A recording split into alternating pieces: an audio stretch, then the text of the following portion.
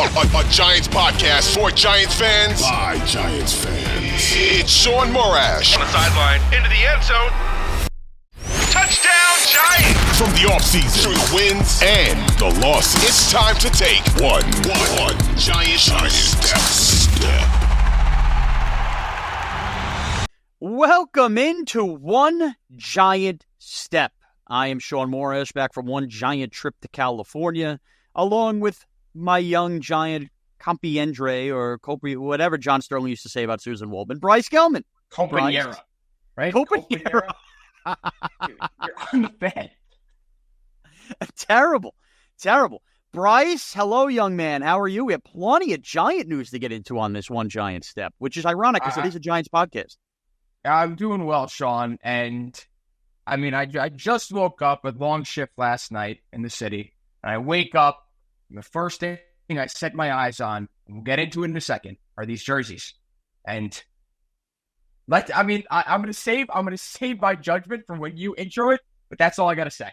All right, so just to set up this podcast, and again, thanks for downloading and subscribing everywhere podcasts are available, free on the Audacy App.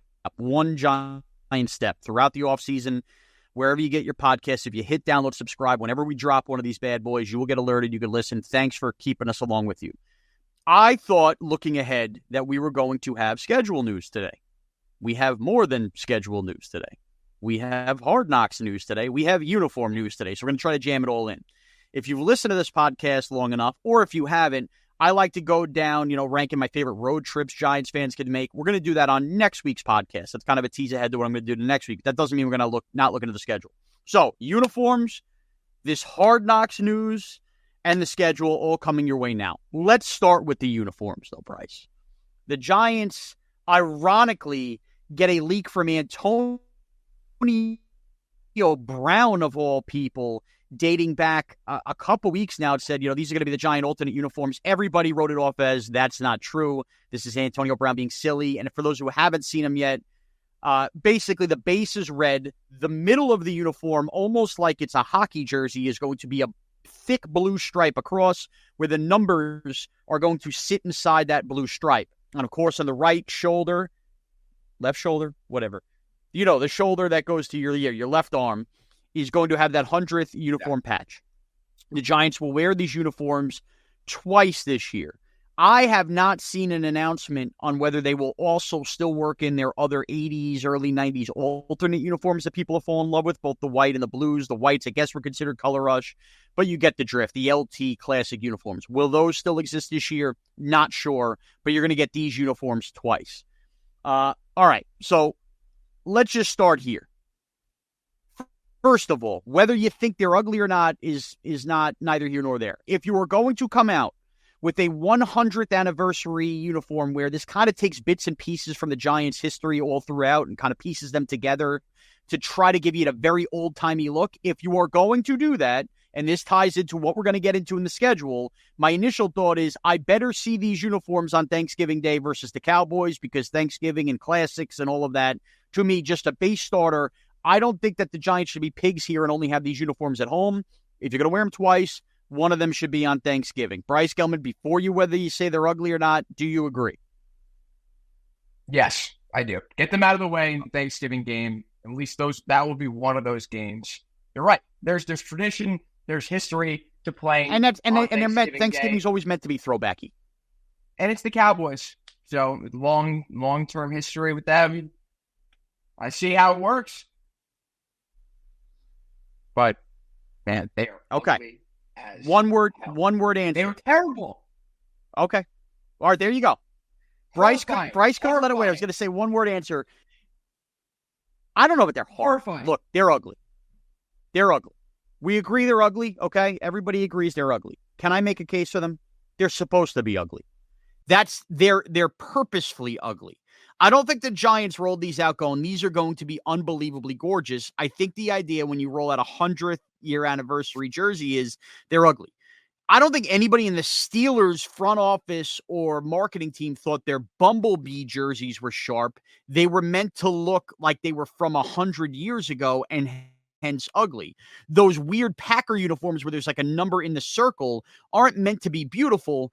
They are kind of known to be ugly. And I think the Giants tried to do their best here with the brown pants that go with it to understand they are going to look ugly. I think everybody knows they're ugly, but they're purposefully ugly, Bryce. And I think that there's something to that. And once you get past that and understand that it wasn't like they threw out some kind of City Connect NBA or baseball jerseys that they think are going to be cool. No, these are purposefully ugly uniforms. Purposefully ugly. So if I start at that basis, I'm okay with that. What NFL franchise is going to put out purposely ugly uniforms? I just gave you examples. I don't just gave you examples. Okay, but that works for them. And those jerseys aren't as ugly as the jerseys the Giants put out today. Objectively, the they're Steelers nowhere Bumblebees near as will always ugly. be worse. The Steelers Bumblebees I don't think will so. always be worse. Well, maybe, but like the way they embrace them. I mean, I don't think they were hated as much as the Giants fans hate this jersey right now. I understand it's a one-time thing. It's a 100-year anniversary. Awesome. You wanted to do something fun for it. This is not fun. You brought back the red jerseys. Everyone wanted the red jerseys back. They're probably my favorite Giants uniforms ever. Yeah, from our era. Not including the throwbacks they put out last year, which were awesome. If they don't bring them back, I think there are going to be a lot of people very upset about that. But considering the fact that the red jerseys are so many fans' favorite jerseys from the Giants ever, this is how you bring them back? Well, that is my biggest problem with that. That's my biggest problem. There's more detail. These are not meant to be those. I get it. I understand. You're not necessarily bringing back the red jerseys of old, but you're bringing back a red jersey, Shaun. This is a red jersey, right? So now look, how old are you, Bryce? I'm 23. Okay. And I just turned 37. Happy birthday to me. Okay. Thank you, by the way. I didn't get a text from Bryce Gelman. The Giants. What do you mean you didn't? I did. Did you? Whatever. Yes. I couldn't keep track. Yes. Now I apologize. For the first 3 decades of New York Giants football, so going back now 70 years when this ended, the Giants' primary color was red. It was not blue. These jerseys that they are wearing with the blue stripe across are a modernized version of the jerseys they wore in 1933. So these jerseys have been seen before, a little updated modern. So it's not meant to be the 2000s red. These kind of gaudish looks are from 1933. The pants they are wearing, though, are not the pants they wore in 1933. This is where I think the uniform's ugly, these brown pants. They are the pants the Giants wore in 1925, along with the socks with the stripes. And the helmet, which does not have a logo, it's more like a Michigan Wolverine type helmet, blue base with the red stripes. That helmet is from 1938. So they took the pants from 25, the jerseys from 33, and the helmet from 38, and they combined all of those to come up with this uniform. So if you think the jerseys are ugly, they essentially wore them before, long before any of us were awake, long before we had games on television. So that is where it comes from. I don't hate the helmets. I don't hate the helmets. I think the helmets have a different tinge to them. Yeah. I would freak out more about this and go, you can't be wearing these uniforms. If the Giants rolled these out and said, these are our new uniforms, they're going to be worn twice on a 17-game schedule on a 100th anniversary where they know, hey, these look very old-timey and silly, but we're having fun with it. I'm okay with that. I really am. Here's where I think the Giants could miss their mark. I understand how I just broke that all down. Jordan Renan had all those facts. These are called Century Red uniforms. Just 2 years ago, after the white-on-white color rush 80s look with the blue helmet with Giants across was a raging success, the Giants brought out the blue versions of those with the red and white stripes on the sleeves and everything, and everybody loved them. That was just 2 years ago. To me, you didn't have the foresight that you were going to do this whole thing on 100 years of Giants football. To me, if nobody saw those blue throwbacks the last 2 years and the Giants rolled them out as this, we're going to wear them twice this year for the 100th anniversary, I think everybody's raving about it, going nuts about it, and I think it's an enormous success. I find it crazy that they had to rush roll that out and then do this version. I would prefer that version be their 100th anniversary. Maybe I'm being picky. Bryce, your thoughts? I agree with that sentiment. I think that the reason why you also don't have people loving these jerseys, the fact that the Giants have knocked out their special jerseys in recent years out of the park, Shaun. As you were saying, you just went through all these different jerseys that they've unveiled in recent years that have been raging successes that fans have sat down and been like, I like those. I'm going to buy that for my son for Christmas. You think anyone's thinking about these jerseys as a Christmas gift? Oh, I as am. I'm any ready sort to of order. gift? Oh, they Of will course be. you They will are. be Of popular. course you are. Bryce, I got news for you. I don't. As ugly as they I are, I they guess will by be. default because they're 100-year Yeah, they're anniversary jersey, rare. 100th season. And But remember, Bryce. it- Bryce, the giant jerseys, I like the main jerseys. I think they get like a bad rap. The plain blue. I like the whites that they won the 2 Super Bowls in. They're kind of just simple and cookie cutter. The Giants rarely do anything different, and I think that's going to make these jerseys wildly popular with young people. I really do. And I think like the ugly is cool thing. Look at how many ugly baseball and NBA jerseys sell like crazy. I think these jerseys are going to sell, man. They're going to be a very popular Christmas item. Question is, what player do you buy? Maybe a Tate Banks, maybe a Brian Burns. We'll go around, maybe a Malik Neighbors. Neighbors. You buy a Neighbors. You buy a Neighbors. The problem with a Neighbors, though, dude, is what the hell number is he going to be? That number could change between training camp and the start of the season. I know. So, well, at least it's not a Marvin Harrison Jr. situation where you can't even buy his jersey. Right. That's true. Which is silly. All right. Let's get off uniform talk. I'm sure we can continue to hammer this home throughout podcasts this summer. Let's pivot to the Hard Knocks news that dropped yesterday, which is fascinating. I am a Hard Knocks lover, both preseason and in season. I know that there have been some really bad seasons, and the series took a downturn, but I think is really uplifted, particularly in season with the Dolphins, the Colts the years before. I thought the Jets preseason last year was very good, but the Giants have always been a reluctant organization to do this. And lo and behold, we get news on Tuesday that Hard Knocks is now going to come out with a newer version of the show. Forget training camp, which they're still going to do. Forget in season, which they're still going to do. They're going to do an off-season Hard Knocks, of which filming has been long going on since January, and it follows around the New York Giants off-season. Now, I think Hard Knocks and NFL Films does a great job with their inside access and all of that stuff. And I think the training camp stuff really sets me up for the NFL season every year. Bryce, you're a little on the younger side. So, I mean, you probably weren't familiar with the Ravens Hard Knocks, the Cowboys ones way back when. With the younger generation, are you a Hard Knocks guy in general? I was. I really like the Jets one. And then after that, I just kind of I stopped. The Rex Ryan Jets one. Yeah. That one was great. And then I kind of fell off, then got back into it this past year with the Jets. So I actually don't have how many episodes it's going to be. It's going to start July 2nd. It'll be on HBO Live every week, and then, of course, on Max. And it will follow around Joe Shane, Brian Dable. I guess I'm assuming they're going to have some players, what they're doing in the offseason, stuff like that. But when you think about the Giants offseason, the Saquon Barkley, never offering him a deal, watching him go to the Eagles, the trade for Brian Burns, the quarterback stuff in the draft, because you're going to have the whole draft covered. Did they really go after Drake May? Now, how much do you really see with the phone conversations there? Daniel Jones's rehab, and the idea that the Giants might be moving on from him. Plus, everything else that's gone on here with the Giants offseason as well, letting guys walk, the couple other signings to focus on the offensive line. I'm a sucker for NFL Films and sucker for Hard Knocks. I'm also a sucker for the machinations of an offseason, not just for the New York Giants, for anybody. I love that kind of front office look. I think we're going to get a real good feel for Joe Shane, Brian Dable, the hiring of a defensive coordinator. I think we're going to get a good feel for it. First of all, it'll provide this podcast extra juice in the month of July as we lead up to training camp. We'll be able to basically do a recap every single week of the episode and what we saw, which is great from a content point of view. But from a fan point of view, Films. Yes. Yeah, thanks NFL Films. I just think from a content point of view too, or just from a fan point of view, I think it's going to be really cool on what was a really interesting and highly contested and debated offseason amongst fans about whether they like the direction of the franchise or not. I think this is going to be a really cool step forward. I'm glad the Giants gave the NFL access and the NFL asked the job. However that worked out, I'm into it. I think it's going to be cool extra football for us starting in early July.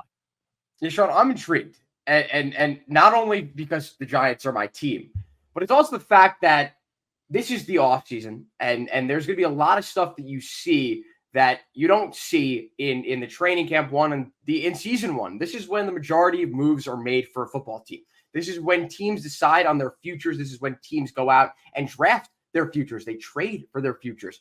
They decide to part with their futures and their pasts, like Giants parted with Saquon Barkley. So I think there's a lot of stuff to look for in this show. I think if this were a boring offseason, if there wasn't anything going on, you wouldn't have as much hype around it. But I think when you go back to, I'd say before the combine, there has been a lot of mainstream Giants news that has been reported. If you look at the feeds of Adam Schefter and Ian Rappaport, not in the past month, but I'd say, before the draft, before the combine, there was a lot made about what the Giants' plans were. There was a lot of clowning of Daniel Jones and the contract. And then, now the Giants are going to move on from it when people are, getting on the Giants from giving them the contract in the first place. There was a lot going on with the Rich Eisen report from the combine. So hopefully we're going to be able to see the background, the behind the scenes look at all of these reports. If there isn't any of that, if there isn't any of the Saquon Barkley dilemma and the situation, you might lose me. I'm going to watch it because of this podcast and because I'm a Giants fan. But for the casual fan, for the average fan, it would be hard to stay in tune with this if of the big stuff isn't in it. So let's hope that there is. You'll get the Saquon stuff. I think the most controversial stuff will be how much do they go into whether the Giants are really serious about trading up for Drake May because, do they want to hold that back, not insult Daniel Jones? That's going to be, to me, does that appear? But you're going to get, by the way, I would love to see how the Brian Burns train really got swung and all of that. So bottom line is I think this is good. This is refreshing. I think it's cool. And by the way, good for the Giants. They're shaking things up with the uniforms. They're shaking things up from their ways and doing some hard knocks. And with that, Bryce, we got the schedule drop. And as I said, this is one giant step. Thanks for listening, subscribing. Next week, I'm going to give you my thoughts on kind of ranking the best road trips you could take. And I have thoughts because I've been to quite a few of these cities. A lot. Actually, I've been to plenty of Giant home games on these, including not Germany, but we'll get to that in a second. All right, Giant schedule. We'll rip through it. I'm sure most of you who are Giant fans listening to this have seen it. 3 preseason games, Detroit, at Houston, at the Jets are your 3 preseason games. Of course, then you start the season. Minnesota, at Washington, at Cleveland, home Dallas on a Thursday night, at Seattle, home Cincinnati, home Philadelphia, at Pittsburgh on a Monday night, home Washington, at Carolina, but that game's in Germany, bye after Germany, then the stretch of home Tampa, at Dallas on Thanksgiving, home Saints, home Ravens, at the Atlanta Falcons, home Indianapolis Colts, at the Philadelphia Eagles. So. Let me just start here. I hate to do the win-loss thing. Giants better start this year 2-0. The Francesa. They better start this year 2-0. I would say this, win-loss. You know the deal, Bryce. We can all stare at a schedule in May. And you know that it's all about when you see a team. Does a team have a major injury? Do we have a major injury versus a lesser team? Or not that the Giants should be calling any team a lesser team. All of that stuff changes everything you think about a schedule when you look in May. That being said, this is a schedule that could easily find the Giants as a 5-win team. But it is a schedule where you stare at it long enough and you can see the Giants finding a way to 9 games. And dare I say a ball bounces the right way, 10 games. But that also is the story of the NFL in general, where a lot of teams play in Midland until they get, a couple breaks. And it is a story about, where the Giants are and where they are quarterback-wise and health-wise. However, if you are somebody that is going to dream positively about 9 wins, let's just start with 9 wins. Because 9 wins should get you in the mix for that wild card. They better start 2-0. Think about this. Whether you think that Daniel Jones stinks or not, you assume he should be healthy for the first 2 weeks of the year, in which they are going to unveil this receiving core, Malik Neighbors. The offensive line, you hope, comes together a little bit. But the defense in which they invested in. Now, we're going to do some stuff on the cornerback position. It looks like Cordell Flott is the inside track to start on the outside. But the pass rush that they put together with Burns and Thibodeau, Dexter Lawrence in between, they are going to likely face, Bryce, 2 rookie quarterbacks to start the year. J.J. McCarthy, who we all hated, and Jaden Daniels, who a lot of us liked. They can't lose to either rookie quarterback with this defense the first 2 games. I don't care how ugly it is. You got to start 2-0, Bryce, if you're going to dream that this team has a chance to be competitive this year. You got to start 2-0 because you look at the rest of the schedule. I mean, objectively, this is a tough schedule. This is no cupcake schedule like the one we saw 2 years ago in which the Giants made it's the not playoffs. that. By the way, though, it's not last year either. I don't think this is as daunting a schedule like they faced with the AFC East and company last year. I see a lot of games that are more coin flips than people want to give them credit for. But let's just start with the first 2 games. Shaun, I'm looking at the schedule right now, and there was one game that I know the Giants will win. And that's the game against the Panthers. When you look at the schedule, yes, they're games they should win. Sure. There are about 5 to 6 games they should win. And then, you got 3 or 4 games they could win. And then 4 games they're not good. This is where you're going to kill me, Bryce. I agree with you. This is why I think the Giants could win 5 games or they could win 9 games. I agree with you because I think there's only one game that I know they will win, and to me that's the Carolina-Germany game. I'm with you. However, and hear me out here, definitively one game, there's going to be a little loophole here, that I think the Giants will lose is the Cincinnati Monday night game. Yeah. I can make a case for winning. They won't, of course. I'm not telling you 16-1. I can make a case the Giants at least have a chance to win any game on the schedule, but Joe Burrow Monday night, I just think he's going to slice them apart.